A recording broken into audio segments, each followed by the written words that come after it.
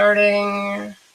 And hey everybody, SavyTechGirl live this week for episode number 11, and we have Streaming Wend with us. Thank goodness. Hey, hi guys. Wend. How are you? I'm doing okay. How about you? The network we run on. I gotta mute mine. There we go. I'm good. I muted mine. I think I'm doing fantastic. Good.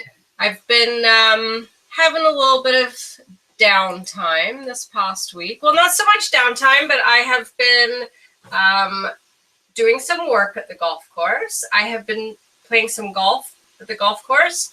I have been eating dinner at the golf course. Oh yeah, I saw that. And then back for a little bit more golf, and then back for a little bit more work. So, and then dinner.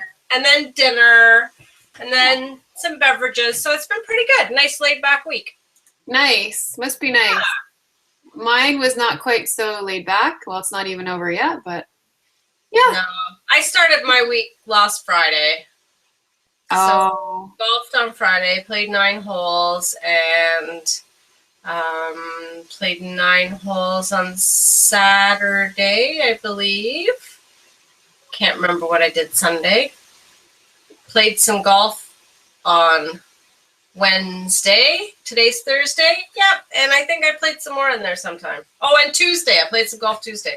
Wow. Mind you, I've been going to work very early, so I'm working and then playing. So if anybody wants to know the course at Sawmill Golf Course in Fenwick, it is top-notch, fantastic. Well, I'm definitely going to join you over the summer for sure. Yes, you are. Yes. You and your hubby. Yep. We're going to go out and we're going to play golf and eat lots. Hey, DVD Dickinson, how are you? So I think we've got a pretty fun show lined up tonight. Gonna do, obviously we're gonna talk Kodi, and we're also going to, if you can see this, we're going to be unboxing a Raspberry Pi 3. So I have already built one, put one together, programmed it, loaded OpenELEC on it. I'm running Jarvis, so version 17 of Kodi on it, and I am amazed. I cannot believe how much faster the 3 is than the 2. So I didn't overclock it. I didn't do anything to it. Just out of the box, loaded the OpenELEC, and it's fast. Yeah, that's what my brother said. They could not believe how fast it was. So the processing speed is identical to the 2. I believe they used a different chip, but it's amazing, unbelievable the difference. And in mine, and I'll show you when I unbox it, but in mine there's a 32 gig card, and it's got built-in Bluetooth that you can set up. I didn't do that yet.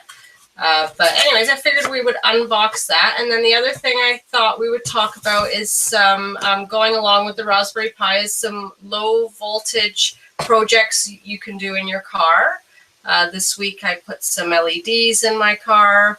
Hooked up a heads-up display.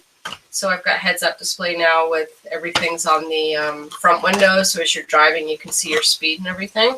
But those are simple projects, 12 volts. It's all low voltage, so nobody's going to get injured. And I just thought that was sort of going in line with the Raspberry Pi, so figured we would talk about that too. Yeah, I should get you to come into my other class because we are doing electricity. So we're. Oh, are you? Oh, yeah. What are you talking about in your electricity course? Well, we're getting close to the end. So right now we're doing % efficiency. Okay, well, that's what the efficiency is what I do on the boilers with our combustion tests. So at the end of it, we can do an efficiency, show them a graph, right, with what their efficiency is, maybe what their paybacks are, that type of thing. So that's very cool. Maybe I should come to one of your classes. I think you should come to maybe all of them. I would love it. It would be so much fun. Yeah. So hey everybody, we got 11 people. Otis is here. Katie, hi Katie.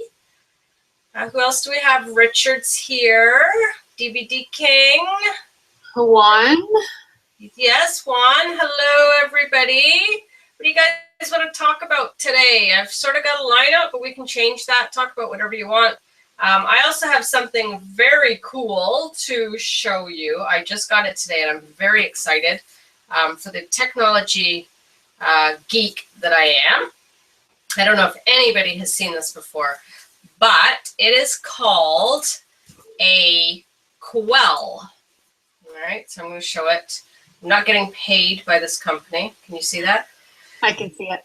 All right, this is an electronic device for, supposedly, for pain relief. Okay, so it says on here on the box, regain what pain has taken for you. So it's 100% drug-free, doctor recommended. I'm wearing it right now. I'm wearing it on my leg. It can only go on your leg. It goes on your calf, about anywhere between 1 and 2 inches below your knee. And it just feels a little bit like pins and needles in my leg. So the idea is for people that maybe you've been injured, maybe you've had an accident years ago and you have chronic pain, arthritis pain, anything that sort of you're trying to manage, you're taking lots of medication and you want to try and cut the medication out as much as possible. This apparently is the device. So middle of the night, watching an infomercial, I wake up in the morning and I think, did I really order that? But I did, because here it is. So I have proof that I ordered it. And I'm going to give you guys a review. I'm going to give it a couple of weeks before I give you any review on how it is working. But I am hoping for some results. I hope so. All right, so DVD King here says, let's talk about what's going on in Kodi. So what I am going to say to that, DVD King, is I have been following the drama. Once again, the continuous drama of, oh, sorry, I fell off my chair, of Kodi. And this show is not about drama at all. This show is about us coming in here and you guys coming in here and we're helping each other, right? So we talk about add-ons. We talk about what add-ons are out there. Maybe somebody's had a problem installing something. Maybe a box is freezing up. Maybe they're upgrading from Kodi 15 to 16 and when they have issues. That's what we're here to talk about. All the drama that goes on behind the scenes with people stealing stuff, that is a whole other issue. I've been reading a lot of it over the last few days. There are developers that have put many hours into developing add-ons. For whatever reason, maybe they weren't protected. Maybe the protection that they put on it, somebody got past it. Anyways, at the end of the day, people are out there and they are taking other people's code. They are putting it in their own add-ons. They are creating their own, etc., etc., etc. I'm not going to get into that. I'm not here to steal anybody's information. All we're here to do is talk about Kodi. And Otis is asking, is Kodi going to die off because of all the good add-ons gone? You know what? It just as an open source, just as in anything, there's always other people down the line, right? So maybe I'm not developing an add-on today. Maybe I'll develop one tomorrow. There are millions of people out there in the world that are computer programmers, that are developers, whether they're developing Android, whether they're developing Windows, whether they're like me and I'm developing HMI systems for universities, for hospitals, that type of thing. If I'm not doing it, somebody else is going to come along and there's going to be somebody else to do it. So do I think it's going to die off? No, I don't. I don't think it's going to go anywhere. I think that there's enough people in this world to keep it going. Is it always going to be Kodi? Maybe not. You know what? There's lots of other media centers out there. And like I said, I want to stay away from all the drama. And you guys are welcome to go into other talk shows that I know are talking about it. But really, at the end of the day, what we're here for is to help you guys and answer any questions that you may have about your streaming devices and stuff like that. So I hope that sort of sums it up. I don't know if DVD King has anything to add. Like I've said before, I respect all the developers out there. And you know what? Like I said before, I develop things, people copy my stuff, like whether it's for a boiler or a chiller, or maybe it's just for a computer program that I've developed. I'm honored that they actually look at my stuff and they take it. I know it takes a lot of time, but you know what, guys, it's open source, and if you don't protect it, unfortunately, there's some people that are going to steal it because they don't know how to do it for themselves.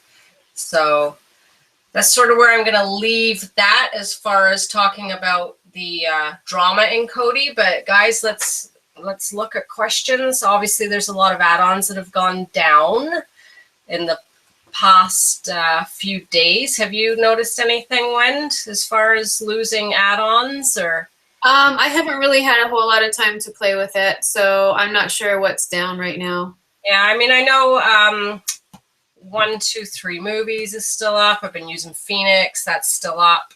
C Cloud, still using that, not having any problems. What is the best box out there? Ooh, mine. No. You know, the one thing I'm going to say about boxes is that there's so many of them out there. The main thing I always say to people when they're looking for boxes is check the processor in it, see what kind of processing power it has. Obviously, you don't want something, you know what, 1 gig's fine, 1 or 2 gig. The main thing is a lot of the devices that you buy off the shelf are loaded with junk, right? You go and buy a brand new computer, you bring it home, and what's it got on it? Junk. You look at the hard drive and there's 3 gig of just games and whatever. So the first thing I do when I bring a computer home is wipe it clean. You need to keep in mind that they're loaded with junk, and when I set up a box, whoever it's for, just put Kodi on it, then you can put add-ons on it. But do you need to surf the net? I don't know, maybe you do. Maybe you're going to use it as your main computer. Do you need to have word processors on it? Maybe that's what you want to do. So it's really up to you, but I think that you just want to make sure that it's got, you know, a 1 or 2 gig processor. You want to have some storage on there. I use anywhere from 8 to 32 gig, depending on how much stuff you want to save on there. And it's really a preference, but at the end of the day, most boxes, what's on the inside, they're pretty much all the same. Some people like them loaded up, right, with everything. I know when you only use like a few add-ons, right? You don't use it for everything else like the internet and... No, we just use it for the add-ons, and then I do use a build as well. So, you know, I find it works well, and then I'll just add like a few other little add-ons, you know, if they're not there. That's what I find most people that have problems with them, or it's just because of all the junk on it. They've got, you know, Microsoft OneDrive, and they've got all these additional programs on that. That's really not the purpose of the box, right? The purpose of the box is, for most people, it's for a media device.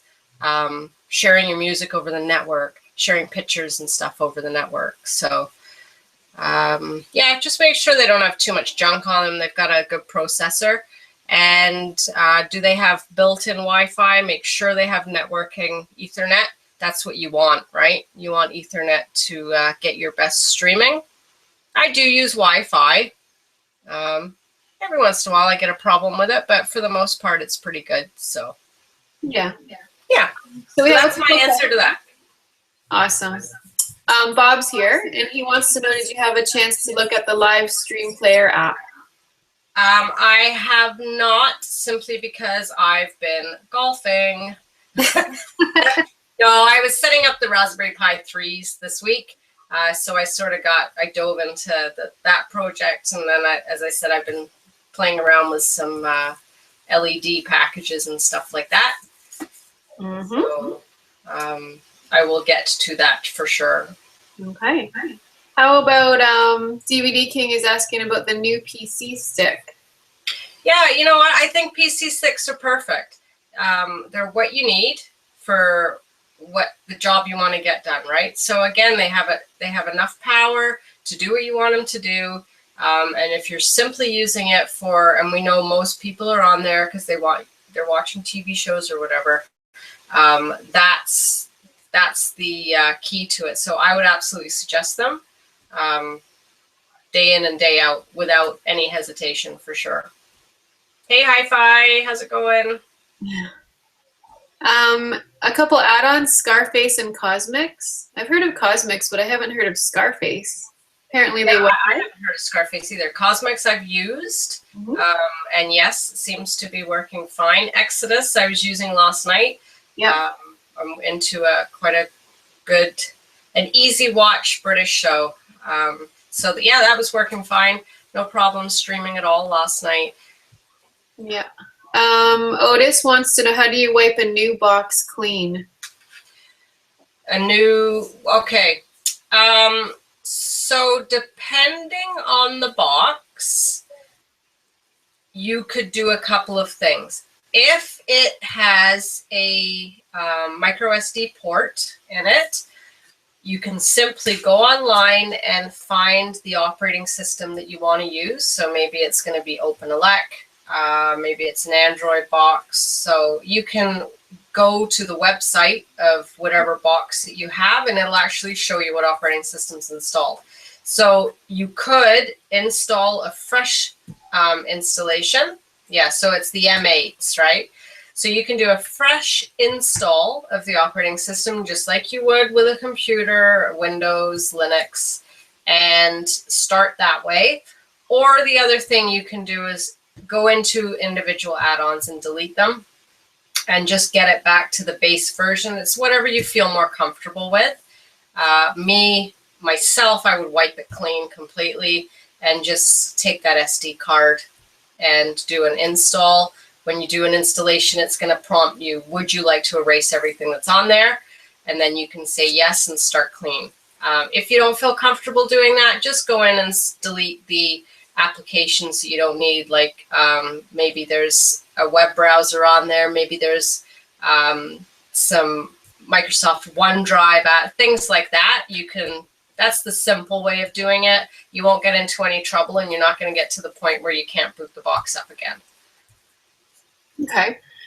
Tamara wants to know, are you going to do a Pi3 video? Yes, I will. And if you guys want, I will show it to you now if you would like to see it, just to see what comes in the box. So let me just make sure I can see what's going on here. So when the ones I order, this is a kit, okay? And we spoke about this last week. When you order the Raspberry Pi 3, you need to make sure you're going to order a kit if you want to plug and play, get it out the box, set it up. It's got everything you need. So you've got HDMI cable in here. I know a lot of people have those, but if you're building a media center, you might want to have an extra one because you might be using your others. These, I don't know if you can see them there, they're just little heat sinks that are actually going to go on top of the board. And then I have, it comes with the actual case. And then I'm just going to show you guys the actual board. All right, so I'm take it out of the box. That's a Raspberry Pi 3.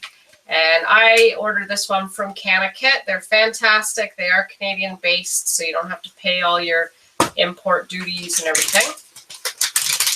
And then it's as simple, guys, as taking that little device. There it is. See that? Okay. Yep. Right. And putting it into, and in here we have the actual case. And I will do a full video of it, but it'll go into the case. And also inside this box, there's a great instruction manual too. I never read it, but I'm sure it's good. And then there's this like huge instruction manual. Ooh. Can't imagine what that has in it. Yeah. But there's the that's the key here, guys. There's the micro SD card. So that is pre-installed with new out-of-box software. So it will include, it's going to have Raspberry on it. It's also going to have, they have a media center. So the Pi Media Center will be on there. What I do is I wipe this clean and I go to the OpenELEC website and I format it, and then I put the new version of OpenELEC on it. Okay, so I wipe mine clean. When you put this card into your computer, this is a 32 gig micro SD card. When you put it into the reader on your computer, it's going to show 1 gigabyte. Okay, it's been pre-formatted. So you want to make sure you format the micro SD card. It'll then show 32 gig. Once you have it showing 32 gig, you can then copy over the APK file of OpenELEC, and then that will go into your Raspberry Pi. There's a power supply in here. This is in the box. That's a power supply. Put that in, boot it up, and away you go. All right, so that's simple, that's small, and if you don't want to use it for a media center, you put Windows on it, Windows 10, or put Linux on it. Use it as your everyday computer because it's got the power to do it, and I would recommend it for sure. So that's the Pi 3. Yeah, I will put a video together, guys, so you can see actually how to get it up and running. And the video, I'll do Jarvis, so you can get the right link for the Jarvis. So you're up to date running 16, because a lot of things are starting to not work, right, on 15. So that'll be helpful. So I will put that up for you as well. So I know we mentioned the cost before, but what was the cost of that kit? So that kit Canadian is around $100. Okay. Ballpark $100.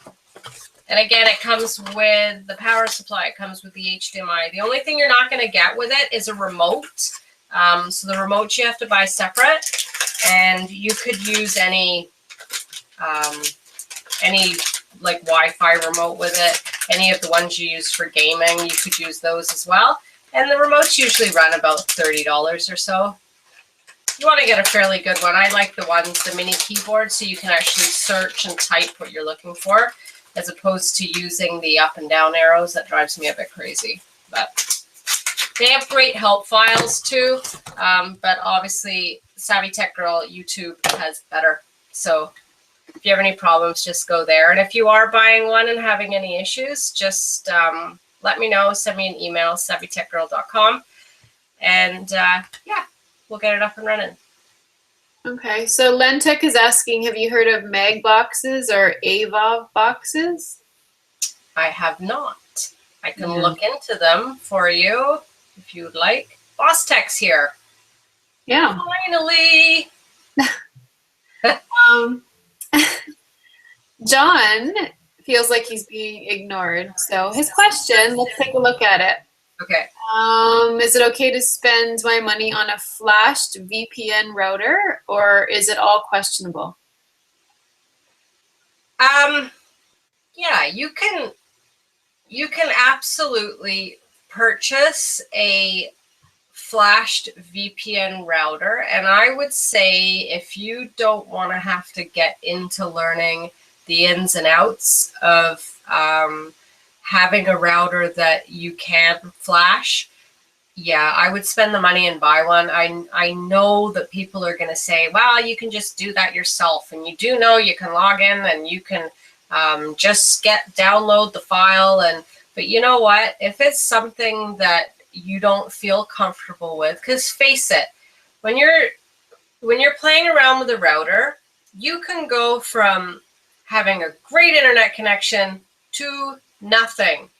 Okay, and now here you are sitting at your computer without internet access, and you don't really know what you've done, right? So now you've got to reset it. And if you've taken the time to set up your Wi-Fi and everything, you have to start all over again. So I would suggest, if you're not deep into learning the ins and outs of a router and VPN setup, then spend the money for sure, and just get one that's done. Plug it, play it, and that's it. If you want to learn about it, then go into that router that's already flashed and look through it, look at the settings, maybe take some screenshots of all the settings and read about it and start to understand it. Once you understand it, then you can go in and you can start doing some tweaks.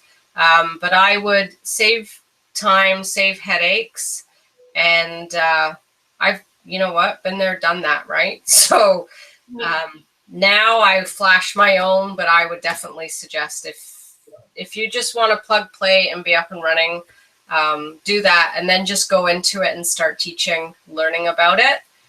And you'll pick it up quickly, but it's not the easiest thing. You think about years, even let's go back 5 to 10 years, people would pay within businesses and large companies, and they still do, network specialists get paid a lot of money to be managing networks. Well, as the internet has evolved and everybody started getting the internet into their houses, now you've got these routers, and now we've got VPNs, and all of a sudden we have people that have no knowledge of networking, and all of a sudden we're thrown into becoming these network professionals, right? So anytime you can purchase something for a network that's set up, and if you don't have a deep understanding, then spend the money, and don't worry about learning networking. That would be my advice. I think that's good advice. Right? Because really, do you need to know how to do all that stuff? I don't. No. No. You just want to be able to plug in and go, right? I do, yes. And the last thing you want is no internet connection. So. Exactly. Yeah. So apparently mag boxes are pay for IPTV, and they're used in Europe. Oh, okay. So that would be why I haven't heard of them. So is it only the pay, or so you don't get an option for like free viewing, or? I have no idea. Know that. Interesting. Sleep with one eye open got emulator HD sticks. Okay. And what are they running on the emulator? I don't know. Are they running Kodi? I love emulators. I emulate tons of stuff. Like on my computer, I run emulators for iPhones, for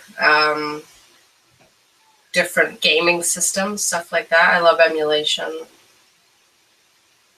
Okay, so Richard wants to know PC stick or Pi3 and the difference in price. So we already said the Pi3 price. Yeah, and again, it depends on the PC stick that you're going to be getting. But I would say they're pretty close in price. The difference is with this little Pi3, your possibilities are endless. For example, let's just talk cars for a minute, right? So you purchase a car and it has a stereo system in it. And let's say you're going for a brand new car, and the salesperson says to you, okay, you know what, if you want navigation, then we can put navigation in. It's going to be $2,000. Well, we all know that it doesn't cost $2,000 for navigation, right? But the problem in today's day and age is with our cars, they're all computerized. So if I take that stereo out and put something else in, maybe my steering wheel controls won't work or whatever. With the Raspberry Pi 3, you can now hook a little screen to it because it's a computer. You could load Kodi on it, or you could load another type of media center onto it. And you could also download, let's say, Google Maps, right? So with Google Maps running on it, and all you need to do is connect a little GPS to it, which you can get on eBay for probably $15. Now you've got a screen You can create like a car Pi. So the opportunities for a Pi 3 for $100 are endless. It's not just a media center. It's really anything that you want it to be. And it has the ability to just connect the actual screen right to it. So as far as what you're getting for your money, you're getting way more if you're using a Raspberry Pi 3. If you only want to use Kodi, you're just doing media center, keeping it very minimal, then PC stick would be fine. But you're pretty limited to what you can do because you're not working directly with a board, right? You're working with something that's pre-assembled. So. Okay. So yeah, Windows does run on Pi 3. Yeah, Windows does run on Pi 3. And it is a scaled down version of Windows. So it runs fantastic because it's been specifically made for that application. Okay. Boss Tech has a message for you. Talk to us, Savvy. That's what he says. I am talking.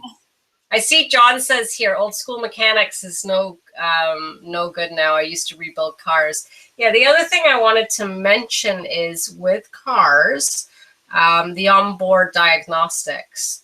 So you can get, and for a fairly reasonable price, I actually by accident just threw mine in the recycle bin on Monday, but I've ordered another one, so I can't show it to you. But it is the little Bluetooth connector that actually connects into the onboard computer. Now that onboard computer is monitoring everything.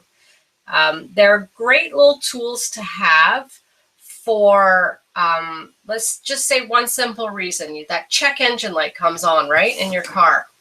So you go to the mechanic or you go to the dealership, wherever you're going to take your vehicle. And I am not by any means saying that anybody is dishonest when you go into a dealership or to any mechanic, but I don't like not knowing what, yeah, the garbage can's gone. Recycling truck came by. Yeah, it was gone before I could catch them. Oh. I don't like not knowing what could possibly be wrong because there are so many sensors. There's, because it's a computer, there's so many things that can happen. So with the onboard diagnostics, you simply plug them in. I have an app on my phone. I run it through. I can see if there's any error codes, if there's any trouble codes. And if there is, and it tells me that it's an O2 sensor, before I take my car in, I know what's going on. I don't tell my mechanic that I know what's going on, but at least I know that there is an issue and that's what it could be. The other thing is you can monitor, some cars don't monitor miles or your fuel mileage. You can see temperature. You can really keep an eye on your vehicle. So, you know what, for the price that you pay, mine was a more expensive one, unfortunately. And I've just replaced it with the same one, but I won't recycle it ever again. I guess I figured it looked like plastic. I would throw it in the recycle bin. So that was my stupid for the week. Not good. No, but they're great. So if anybody's interested in cars and knowing what's going on with your vehicle, then for sure, pick one up. Sounds good. What else do we have here? These guys were talking about the Mag 254. Is that what it is? Okay. Yeah. So they're just, yeah, they're answering their questions. Mm-hmm. I guess it's pretty good, but it does cost, right? Yeah, and you know what? I mean, I'm not opposed to paying a subscription, especially if you look at the subscriptions as opposed to what you would be paying for cable or satellite, right? But I don't really watch a lot of stuff anyway, so for me it doesn't really matter if something's on or not. But I definitely I have tried some of the subscription stuff, and yeah, it's, you know what, it's quick, you know it's going to work, but saying that, it still goes down too. It's not a guarantee, and as long as people understand that and can respect that sometimes it will go down, and that's what this is all about, right? So yeah, so I just want to comment on John's comment there. Old school mechanics are redundant now. Yes, they are in a sense redundant, but what you need to remember is the old school mechanics have all the fundamentals, and they have all the knowledge of how those engines work, how those cars work, what all the combustion is. Today's mechanics, and I don't mean any disrespect to any of the mechanics today, probably don't have as much insight as what old school mechanics did, because it was so hands-on. And again, today, a lot of it's computerized. I see it in the industrial sector. I see that the younger people that are coming in, they don't have as much background as the previous generation did. So never put yourself down for not being up with the times, because the old school is the way that still, at the end of the day, you guys know how everything works. So that's just my 2 cents on that. Yeah, so Silver Fox has a comment about don't let your insurance company get a hold of that information. They're going to look at how fast you drive. Well, yeah, but if you're not driving too fast, then it doesn't really matter. I mean, I wouldn't mind if my insurance company got a hold of my information. But again, yeah, it's all the way that people drive. I would be happy to pass that information on to my insurance company to get a discount, right? So if I drive well, I don't have anything to worry about. The other thing I have is a dash cam. So if I get into an accident or somebody gets into an accident, I have that on my dash cam. I've got my speed, I've got everything on there. And if I get hit by somebody that's going twice as fast as me, I want that on there. So again, it all depends how you drive. And you know what, maybe if there were more incentives, like the fact that if we did drive under a certain speed, or if, you know, they're monitoring what we're doing, and that there was some breaks on our insurance, maybe we wouldn't have as many accidents. So on that side of it. On the flip side of technology in vehicles, one thing that concerns me is all the this adaptive technology that we've got to help us, like parking the car by itself, like braking for you if somebody walks behind you, the beeper to tell you there's somebody beside you.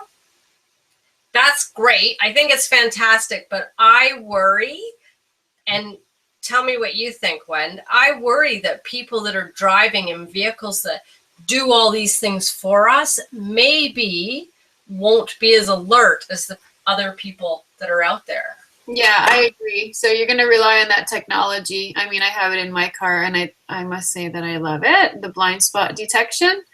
Yeah. So I really do love it. But yeah, I could totally see how someone's going to get lazy. What happens if that technology isn't working, right? Well, or you get into, like, let's say you got into my 2005 Jetta, and I don't have that technology. Yeah, right? exactly. So then what? Like, does your brain forget for that split second that it's not there, or do your old instincts kick in and say, okay, this, I know that they don't have a backup camera or any signal to tell me that there's somebody there. So that, it does concern me. And then you go the next step of all these cars that are now going to be able to drive down the street, and they're going to brake if they see a car in front of them. Yeah. I think that the driving of the car should be left to the driver. I mean, it is fantastic that those, you know, I drive my dad's Kia. I like that it tells you that there's somebody in that blind spot. Yeah, it's great. But I worry if you drive that vehicle every day, there, you know what, maybe the older generation that's driving, they're not going to be as aware of what's going on around them, right? Yeah, it's true. So, and yeah, John not said our generation, we're too young. too many gadgets. Yeah, I guess too many gadgets. Takes years Yeah. to use them. Yeah, and I think it can, I mean, I love gadgets. I'm all about gadgets. I just like to know what's going on, and maybe it's the profession that I'm in. It's you know, it's monitoring and making sure that you're economic, and I just like to know what's going on. But when it comes to driver assistance, I think that's what concerns me. It's bad enough when you see some of these people in, you know, their 90s driving at 5 miles an hour down the highway. Yeah, they should be out there, right? But they haven't had an accident. They haven't hurt anybody, so they just let them keep driving. But true. John says he's not old. I don't know. Did we insinuate that he was old? No, I don't think John. John, I'm going to guess you're about 23. Yeah. Yeah, the other thing is today, I think if you were to ask somebody to drive a manual, like a standard shift car, how many people would be able to? I can. I learned on one. But today, you just don't see them, right? No, they're not as common. No. They used to be cheaper, but I don't think they're even cheaper now. No, I don't know. Probably more expensive. Oh, 48? No, you're not. Anyways, that is really young, too. That is very young. Oh. Yeah, more gadgets and cars. That's the other thing is, so you look at a car now, and if something goes wrong, the money to fix it is ridiculous. One computer module goes, right? Bang, there's $500. And that computer module does 8 different things. So you've got to replace the whole thing. I mean, I'm lucky that a lot of things like that I can replace myself. And so I can get, you know, a little bit better pricing and stuff. But it's very expensive. You look at all this stuff and you think, if that goes, what if that goes, right? It's not like years ago, you just picked up the keys, jumped in the car, and put the old 8-track on, and that was it. Do you remember? Did you ever have 8-track? I think when I was really young, maybe. Yeah, my dad had one, and I think it was a 1974 Cougar, Mercury Cougar. Wow. Fantastic. Love the old 8-tracks. Oh my gosh. Okay, what do we have here? So I put a bunch of LEDs in my car this weekend. I know we're talking about gadgets and too many gadgets. So I put some multicolor LEDs in. That's cool. And so they're in like where your feet are, right? And I have them on all the time. But just so it's just a simple thing that if you guys like playing around with some technology or just fun little projects, like if you're into Raspberry Pis, then you're going to be into doing stuff like this. And you just run it. It's 12 volts. It's low voltage, so you have a positive and a negative, and run the positive wire into your fuse panel. I ran mine into it didn't really matter for me where I ran it because of the fact that I have a control box on it, so I can control the power on and off whenever I want. But if you only wanted it to come on when the door opened, for example, you could put it in the fuse panel for interior lights, right? And then you open your door and you get some nice little LEDs lighting up, close the door and the LEDs go off. But you know what? It's fun. You can't get hurt. Obviously, you have to be careful. Make sure when you're connecting any wires, you don't have the ignition turned on. And there's fuses in there anyway, so it's protected. And then you can just pick a ground that'll be in your fuse panel anyway.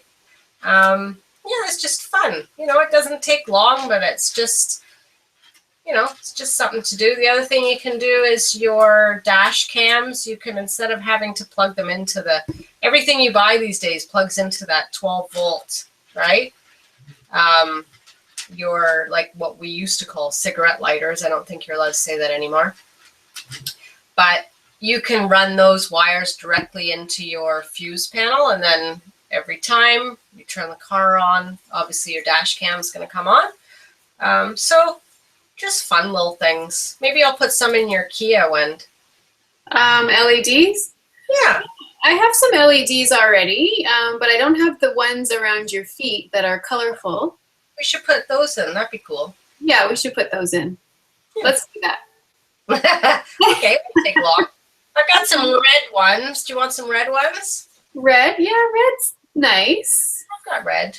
Yeah. Or we can buy multicolor ones or something. We'll do something fun. We will do something fun, for sure. Juan said he had to get insurance on his car computer. It was only covered for 1 year. Yeah. Oh, that's a bad word. Yeah. I know it is. It's kind of scary. Like, you think if that computer goes, right? Like, you're in big trouble. Or what about now you've got, like, yours when there's no key? Yes. So I understand that if that button quits, you can take your key and you can put it into a special place. Yes. And start the car. But how many people ask that question? Right? So yeah, how would you know?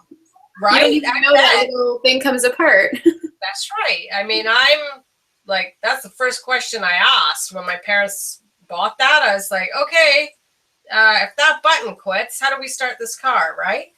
But I bet you if you ask the average person about that, then they wouldn't know that. But, you know, there's so many of these. Even I was looking at a couple of cars and the shifters. There's no longer a shifter. You just push a button for drive, a button for reverse. And if those go, you're in big trouble. Yeah, exactly. Days of that you put it in gear and there's actually underneath the vehicle, there's things that move and change gears. Nope, it's all computerized. So you have to have lots of money. That's why the older the car, I think, the better we are. Yeah, to a certain extent, I suppose. Once they get to a certain age, they just keep breaking down. Well, I know that's the problem. Yeah. If they never broke down, it would be fantastic. Oh, it would. So hypothetical, and I'm asking everybody, if you could have any car and it would like last you forever, it would never break down, what car would you pick? Any car you want, but it could be as old as you want, whatever. What car would you pick? I know exactly what I would pick. Yeah, I think I know what I would pick too. What would you pick? I think I'd probably pick a Ferrari. Would you? Yeah, I think so. I would pick a 1973 Dodge Challenger. Really? Yeah. But it would have to last forever because otherwise it would probably only last about 7 years. What have we got here? Ford. Yeah, F-250 diesel. That's good. 93 Cobra. Toyota Camry Hybrid. 2004 Outlander. The new Honda HR-V. Wow. So when yours was a Ferrari. Yeah.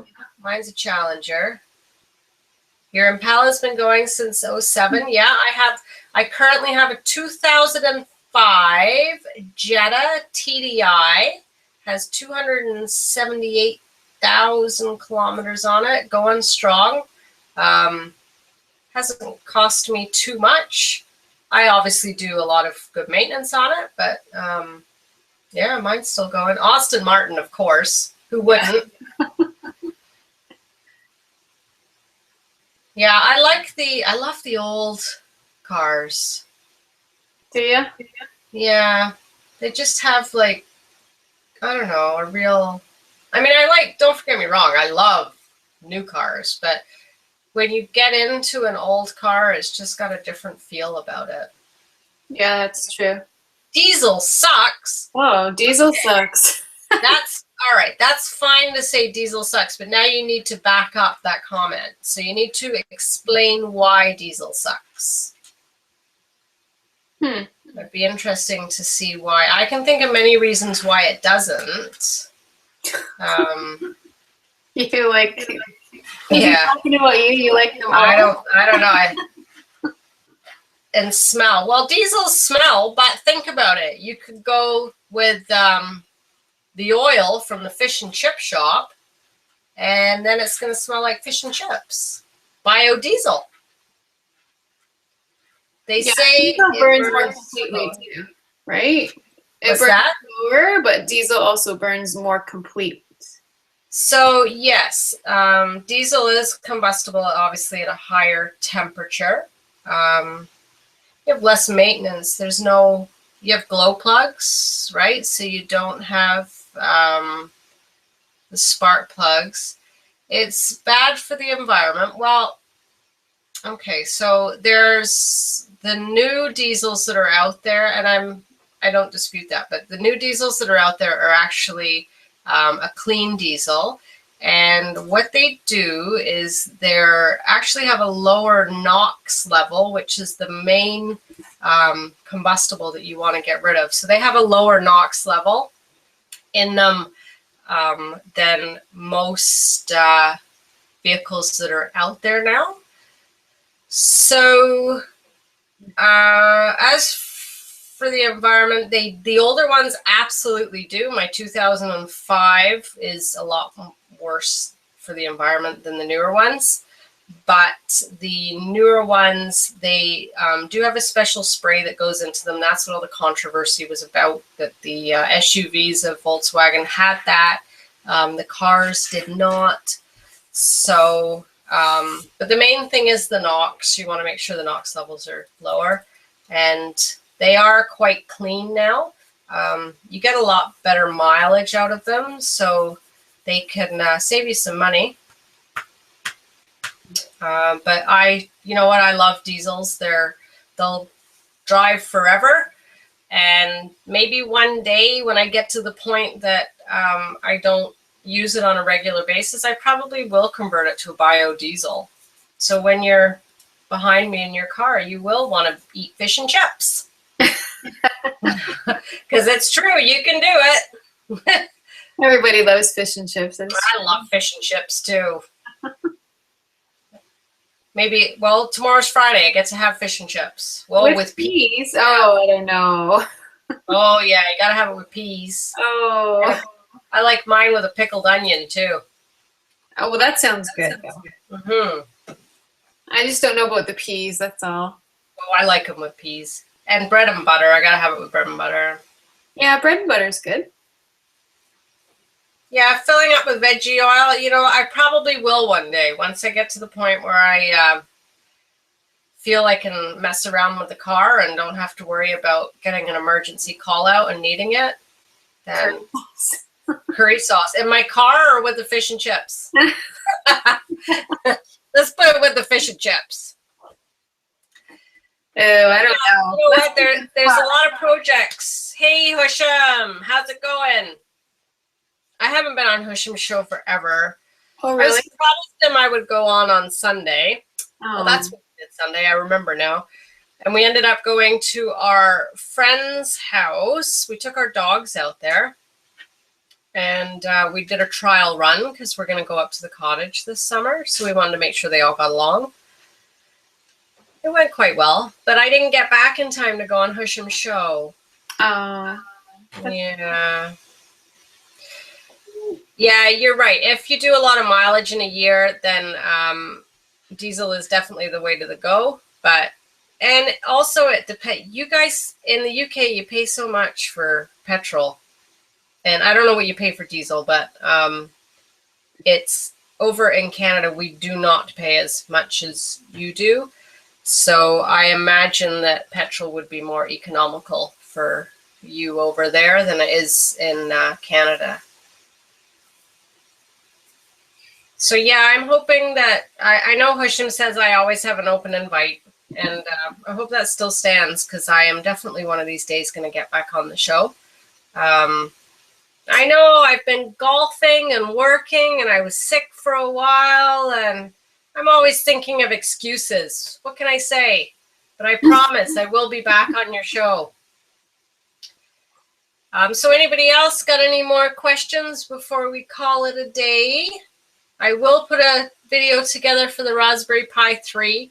I will unbox it. I will set it up, and I will load Kodi 17 on it.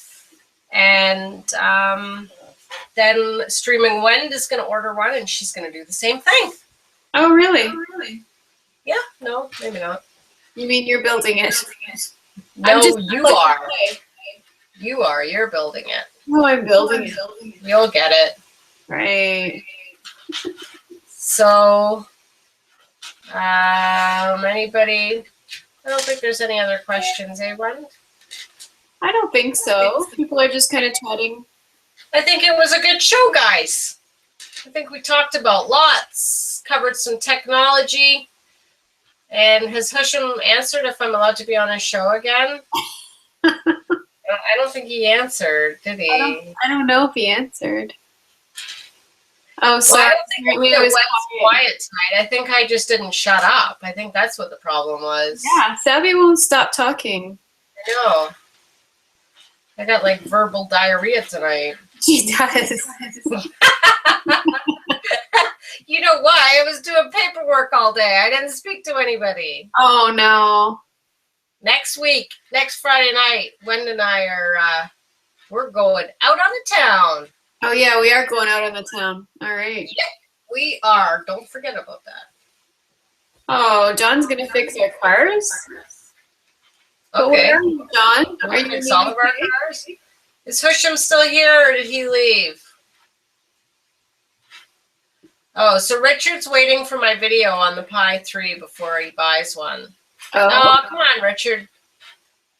Bite the bullet. Order one, and then you can watch my video and you can set it up. Yeah, it's pretty awesome. My brother just got one too. He loves it. Yeah, I really do. I love the Pi. Pi 3 is, well, Pi 2s are fantastic too, but that Pi 3, I'm telling you, wait till you see it, Wend. I can't wait. Oh, thank goodness, he said I can be on his show. Good. Okay, that's good. Yeah, I feel bad that I haven't been on there, but I honestly, I've been, because of the time difference and stuff, it's really hard. It's like right at 5 p.m. our time, and you get in from work, and then you got to eat dinner, and sometimes it just doesn't work. Yeah, it's tough. Yeah, well, thanks, guys. I'm really hungry now that we've had this show and talked about running my car on fish and chip oil. Yeah, I'm just not sure about the peas. Let's put the peas in the car. Yeah, I was going to say, but let's not put the peas in the car. So thanks a lot, guys. We will see you next week, 7 p.m. Eastern Standard Time, and we'll talk tech. Thanks, Wend. Bye, guys. Thanks, guys. See you soon. Bye.